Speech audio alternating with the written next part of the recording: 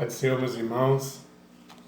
Quero ler aqui em Neemias, capítulo 1, versículo 2, que diz assim: Veio Anami, um dos meus irmãos, com alguns de Judá. E lhe perguntei pelos judeus que tinham escapado ao exílio e acerca de Jerusalém. Eles disseram: os que sobreviveram ao exílio e estão de volta na província encontram-se em grande aflição, e os muros de Jerusalém estão derrubados e as portas queimadas. Quando ouvi essas palavras, assentei e me chorei. Lamentei-me por alguns dias.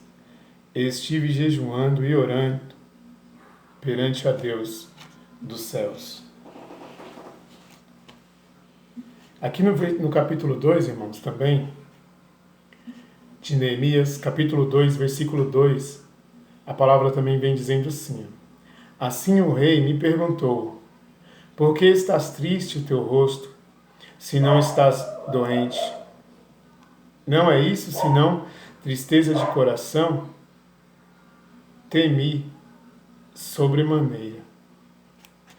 O versículo 6, irmãos, de Neemias 2:6, diz assim: Então o rei, estando a rainha sentada junto a ele, me disse: quanto durará a tua viagem e quando voltará? Aprove ao rei enviar-me, de sorte que marquei certo tempo. E disse mais ao rei: se for do agrado do rei, dê-me cartas para os governadores da além do Eufrates, e para que permitam passar até que chegue a Judá.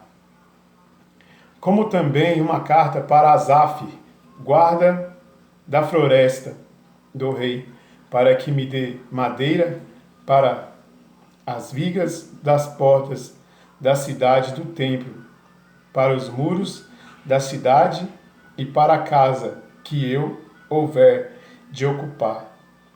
Graças às graciosas mãos de Deus sobre mim, o rei me concebeu meus pedidos. Amém, irmãos? Palavra de Neemias, né? Neemias, um homem que ele foi saber notícias sobre Jerusalém, como estava a cidade do Senhor. E ao saber pelos seus irmãos chegando para ele, né, disse a situação de Jerusalém, que não era boa. Diz que Jerusalém se encontrava ali destruída, os muros quebrados, as portas queimadas, totalmente numa situação ruim, né, irmãos? E aí você olhando assim, você começa a olhar para Neemias, começamos a ver uma pessoa que amava a Deus tremendamente. Porque ele começou a perceber que a obra de Deus ali estava sofrendo, né?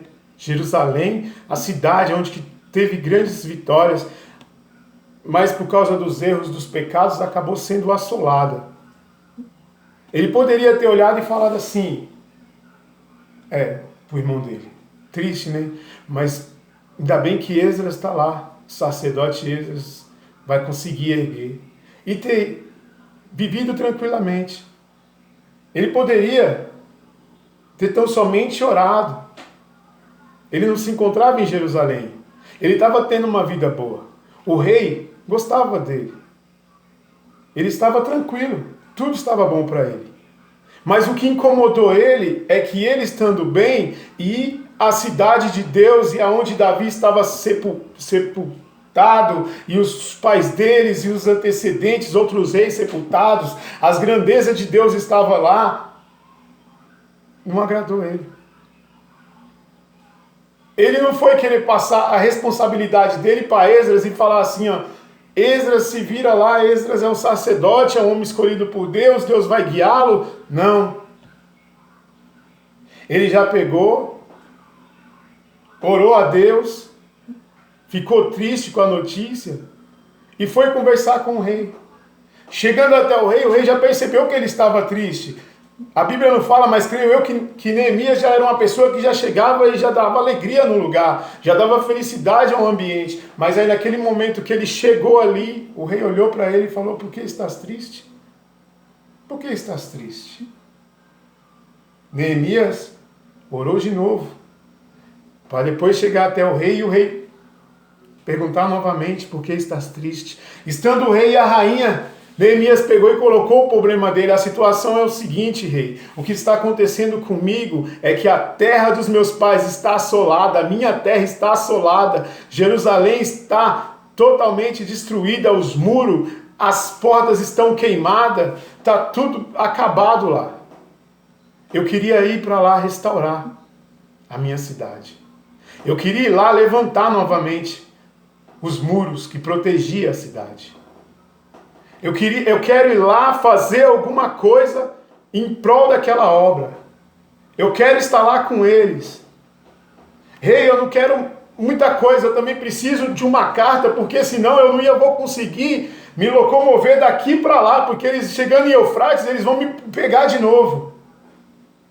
O rei deu a carta. Rei, eu preciso de mais uma coisa. Eu preciso de matéria-prima. Eu preciso então de uma carta para que o senhor eu entregue lá para o guarda ambiental, para ele me liberar as madeiras, para me proteger a cidade novamente.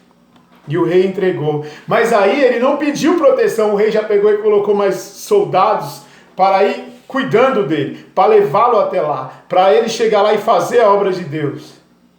Você está entendendo, irmão? Ele não é pedreiro, Neemias, ele não era pedreiro. Neemias, ele não era sacerdote. Neemias, ele não era serralheiro ou marceneiro para fazer portão, ele não era.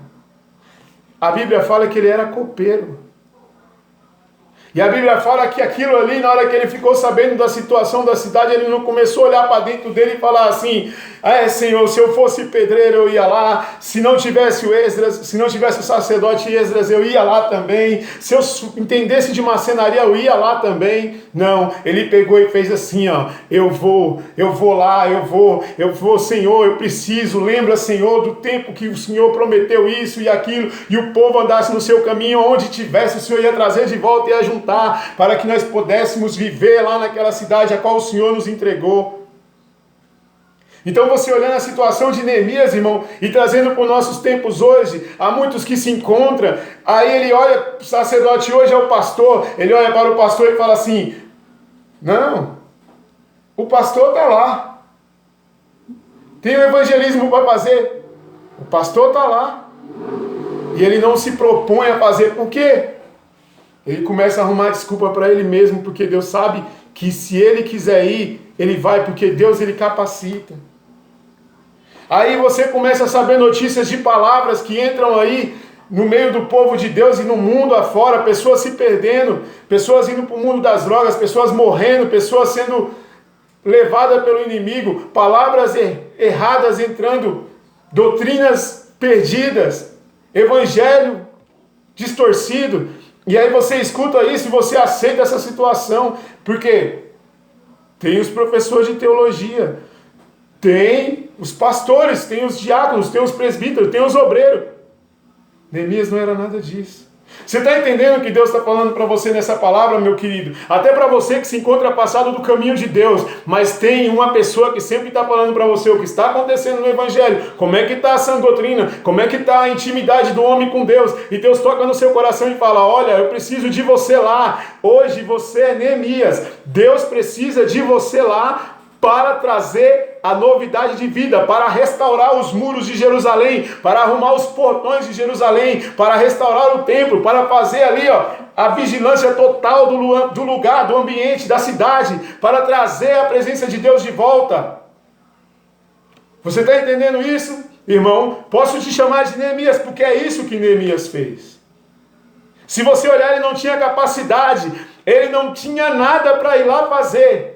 Ele não era obreiro, ele não era diácono, ele não era pastor, ele não era pedreiro, não era nada. Ele era igual você se julga. Eu não sou ninguém, eu não sei pregar, eu não sei louvar. Mas ele foi lá tentar fazer o melhor, e o melhor dele deu certo. Como o seu melhor vai dar certo, amém? Eu agradeço a oportunidade. Que Deus possa falar profundamente no seu coração. Medite aí no livro de Neemias todinho, que é uma maravilha. Bênção de Deus, Deus vai falar profundamente no seu coração. Quando você achar que você não é nada, que você não tem capacidade, lembra disso, ó. Ele não era sacerdote, hein? Amém? A paz do Senhor, irmãos.